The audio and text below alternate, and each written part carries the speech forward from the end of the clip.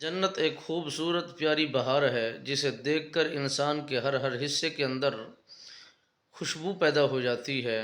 جسے دیکھ کر انسان کے اندر مسرت پیدا ہو جاتی ہے۔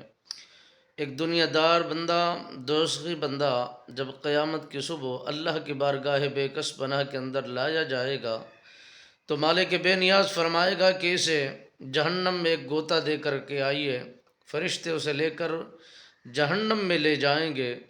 اور جس نے ساری زندگی عیش و عشرت کے اندر گزاری ہوگی،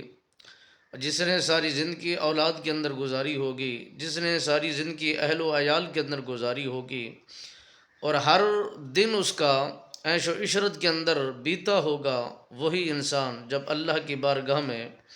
جھکنے سے گریز کرتا ہوگا، اور وہی انسان جب اللہ کی بارگاہ میں آنا جانا اس کا بند ہوگا، جب اسی جوان کو جس کو اتنا نعمتوں سے نوازا گیا، بینک بیلنس دیا گیا، مال و متاع دیا گیا، دنیا کا سارا عیش و عشرت کے لیے سہولتیں مہیا فرمائی گئی، زندگی کا انمول تحفہ اسے عنایت فرمایا گیا، سب کچھ ہونے کے باوجود وہ اللہ کی بارگاہ میں جھکنے کے لیے تیار نہیں تھا۔ جب اسے لا کر بارگاہ خداوندی میں کھڑا کیا جائے گا، مالک بے نیاز فرمائے گا کہ اسے گوتا دو جہنم میں اور پوچھو اس سے کہ اس نے دنیا کے اندر کیا دیکھا ہے۔ جب اسے گوتا لگا کر نکالا جائے گا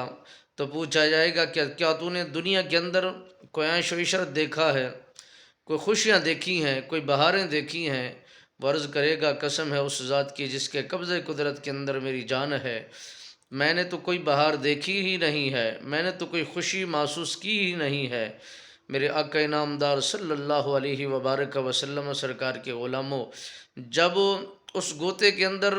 مالک بے نیاز اس کی سارے ڈیٹے کو ضائع کر دیتا ہے، ساری چیزیں ختم ہو جاتی ہیں، تو مالک بے نیاز ایک اور جوان کی طرف اشارہ فرما کے فرماتا ہے اسے لے جاؤ، جنت کی خوشبو اسے سنگھاؤ اور جنت کی خوشبو اسے دکھاؤ۔ اور وہ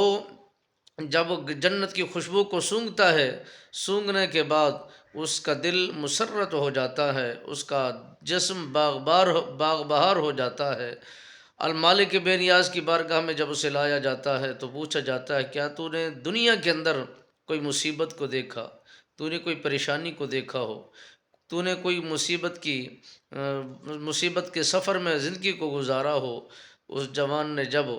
عیش و عشرت کو دیکھا، جنت کے محل کو دیکھا، جہنت کے میوہ جاتوں کو دیکھا،